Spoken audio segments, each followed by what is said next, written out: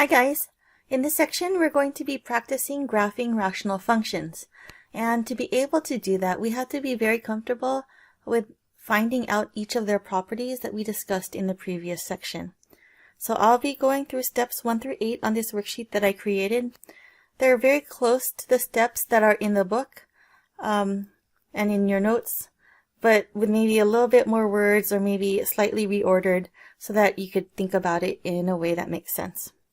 We're going to start off with question number 1, which asks us to graph g of x, which is x cubed plus 1 over x squared plus 2x. The first thing we want to do is factor the numerator and the denominator. And don't reduce it yet.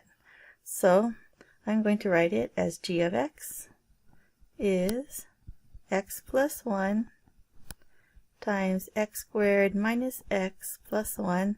Remember, that is the sum of cubes, so that's a formula that we should know. And I see that there's a GCF in the denominator, so that's x. And I'm going to factor the x out, and I get x plus 2. Alright, what is the domain of our function? Write the domain rule for rationals in words. The rule is the denominator cannot be 0. So solve. So I'm going to set the denominator not equal to 0 because that's what the rule says.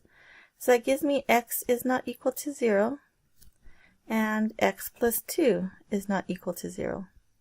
In other words, x cannot be equal to negative 2. So let's combine that information and I'll get x where x cannot be 0 or negative 2. There's my domain. Alright, reduce the function if possible. Label our reduced function little r of x or little g of x for this function. I can't reduce this, so we're going to skip step 3. Where are my vertical asymptotes? We're going to look at the denominator. My vertical asymptotes are at x equals 0 and at x is equal to negative 2. Each of these only showed up once in the denominator, so that'll be multiplicity 1. Meaning that on one side of the asymptote it'll be negative and one side of the asymptote it'll be positive. Where are the holes? Plug the reduced root into our function. This function did not reduce, so we don't have any holes. We only have asymptotes. Where is the horizontal or oblique asymptote? We want to look at the degree of the numerators and denominators. The degree of the numerator is exactly 1 higher than the degree of the denominator. So we're going to have to do polynomial long division. X squared goes into x cubed 1x time, and we'll multiply that out. I'll get x cubed plus 2x squared. I'm going to subtract all of my terms. I'll cancel this out. And I'm going to get negative 2x squared plus 0x. X squared goes into negative 2x squared, negative 2 times. And I'm going to multiply it out. And then I'm going to subtract by changing the signs. That should cancel that out. And I don't have to keep on going because this is less degree than my divisor. And I don't care about my remainder, this is it. So my oblique asymptote is y is equal to x minus 2. Let's go put that information back into our chart. Okay, so we're going to write the equation of our oblique asymptote here. You're going to get y is equal to x minus 2. Now let's go ahead and graph all of our asymptotes. We have 2 vertical asymptotes. One at x equals 0 and one at x equals negative 2. And always when you draw in your asymptotes, you should give the equation for that asymptote so we know exactly where it's at. The oblique asymptote has a y-intercept of negative 2 and the slope of 1. So there we go. Now let's go ahead and find the rest of let's finish answering the questions. It says, what are the x-intercepts and their multiplicities? You're going to set the numerator equal to 0. You're going to say x plus 1 is equal to 0. and also x squared minus x plus 1 is equal to 0. From the first factor, we get the 0 of negative 1, and that's a multiplicity of 1. And so I'm going to put the x-intercept right there. But the second one is an irreducible prime. You cannot factor it. You can use the quadratic formula, but then you would get non-real roots. You would get complex zeros. So we're not going to put those as x-intercepts on the graph. And then it says, where is the y-intercept? And when we look at the y-intercept, we realize the y-axis is not part of our domain. We can't plug in x equals 0 because that would make the denominator 0. So x equals 0 is not in the domain. Alright, looking at this graph, it doesn't quite have enough information for us to get started. So you want to take this information and plug in any number that's not outside the domain. So just to help us decide whether it's going to be positive or negative, and then that will help us figure out where to put our graph. So I'm just going to go to 1. My favorite number to plug in is 0, but since I can't plug in 0, let's plug in 1. So plugging in 1, we get 1 cubed plus 1 over 1 squared plus 2 times 1, which is going to be 1 plus 1 over 1 plus 2. And that's going to be 2/3. Now I might not find 2/3 exactly on the graph, but I do know that the answer is positive, so I know which side of the x-axis to draw that number. And that should give me everything I need to be able to sketch the graph. Now we said we know the point 1 2/3 is on the graph. We also know that we must avoid asymptotes, and we know that we shouldn't cross the x-axis unless we have an x-intercept. Now I said I have everything I need to know on this graph. That's because I can't cross the x-axis unless there's an intercept, and I also know I need to aim towards the asymptotes whenever possible. So I'm going to go from this point that I just drew, and I'm going to go towards my oblique asymptote. And I know I can't cross the x-axis. I also know I can't cross that vertical asymptote, so I'm going to go up this way. Now we said the multiplicity of that vertical asymptote was 1. And since that multiplicity is 1, it's odd. On one side of the graph it's going to be positive, therefore on the other side of that asymptote is going to be negative. It's going to go through this, and then it's going to go up to positive infinity again. That's because we know we only had one x-intercept with multiplicity 1, so it's going to cross the x-axis at that point. The asymptote at x equals negative 2 is also multiplicity 1, so once again we're going to come from down here, and then we're going to aim towards that oblique asymptote. And there we go. That is the sketch of this graph. Let's do question number 2. The rational function we're given is x squared plus 3x minus 10 over x squared plus 8x plus 15. Let's go ahead and factor the numerator and the denominator. We'll still call it capital G of x. And we get x plus 5 and x minus 2 over x plus 5 and x plus 3. What's the domain of this function? Once again, we know that the denominator cannot be 0. So that would mean x plus 5 is not equal to 0, and x plus 3 is not equal to 0. So x cannot be negative 5, and x cannot be negative 3. Therefore, my domain is all values, or all real numbers, except negative 5 and negative 3.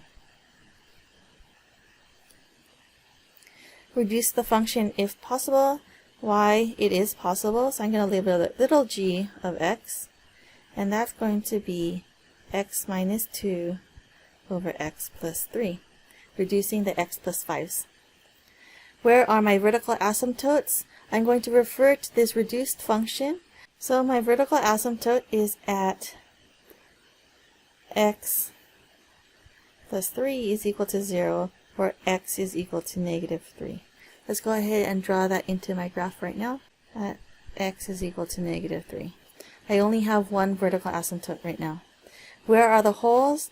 The value that I dropped out is x is equal to -5. If I want to know where that goes in the graph, I'm going to plug that into my reduced function. So little g of -5 gives me -5 minus 2 over -5 plus 3. And that's -7 over -2, which is 3.5. So my point is at -5, 3.5.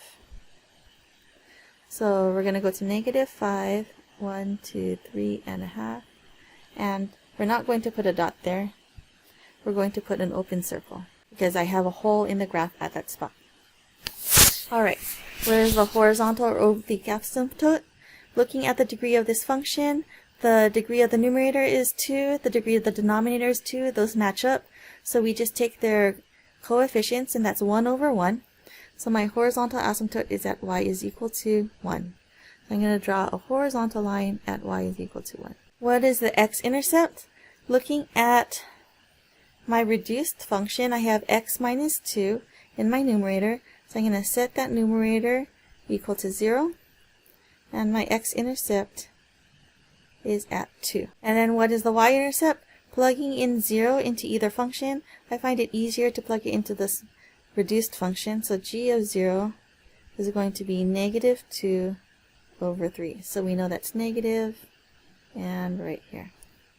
Alright, let's go ahead and sketch our graph. Based off of all these dots and our knowledge of how asymptotes and x-intercepts, we're going to go through our intercepts from one to the other.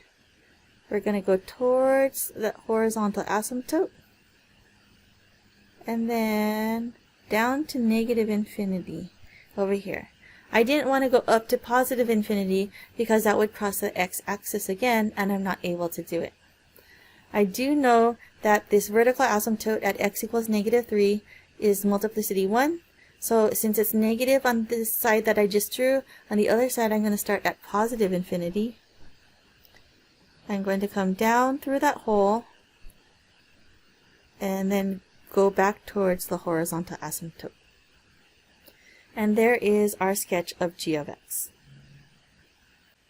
Now the steps 1 through 8 that we just did, I make available to you. They will be available on Canvas, and you can use these steps every time you're trying to graph a rational function. You want to follow the steps in order, and then as you find the information, put it on the graph and then connect the dots. You want to understand the shape of the graph, and also how asymptotes work and the multiplicities of the asymptotes, and that you can only cross the x-axis at the x-intercepts that you've discovered. Other than that, the shape of the graph should follow very easily after you get all those points down and after you understand those concepts. On the exam, you can use this note paper that has all the prompts, but you have to make sure that eventually you will learn it and that you can do it even without these prompts. Question number 3 asks us to find a rational function that might have the given graph. So we're going to look at several properties of this graph and see what parts of the function we can come up with. The first thing I'd like to look at is the vertical asymptotes. I see that I have a vertical asymptote at x equals -1 and another one at x is equal to 1. Each of these has a multiplicity that's odd, and so that's going to affect the denominator of my function. Let's call it r of x. You know, in the denominator, we'll have an x plus 1 and an x minus 1. Each of those has to have a multiplicity that's odd. Currently, they have a power of 1 each, and 1 is odd, so we're good on that. Alright, we know we have an x-intercept at x equals 0, and so that goes in my numerator, the x. Now we just want to test all of our other properties. So let's look at my y-intercept. My y-intercept is y equals 0, and so plugging in x equals 0 into this function that we have, we would get y equals 0, so that works out. Let's just look at our horizontal asymptote. My horizontal asymptote is also at y equals 0, and that means that the degree of the numerator is less than the degree of the denominator. Let's make sure that's true. Yep, that's true too. The degree of the numerator is 1, the degree of the denominator is 2. Let's just test a value and see if it works out. Let's see r of 2. And when I plug in r of 2, I get 2 over 3 times 1, and that's going to be positive 2/3. Now the thing is, looking at my graph, that's at negative 2/3, right? I have 2, negative 2/3. Everything looks to be multiplied by a negative, so if I put a negative in front of this, then there we go. It all works out. So this is a possible rational function. And you might be wondering, how come that's not the rational function? Well, let's write another rational function. It's still going to be negative x. It's still going to be x plus 1 and x minus 1, because all of our asymptotes and x-intercepts are in the same spot. But I could change their multiplicities. I could say x cubed, x plus 1 to the 5th, x minus 1 to the 7th. All of those are still odd multiplicities, and they still works out. However, it's a different function. But it could still have the same properties of this graph. Alright, this is the whole section, but the easiest way to learn this is to practice with the worksheet that I provided to you. Get some practice in, and then you'll get really good at this. Thank you. Have a good day.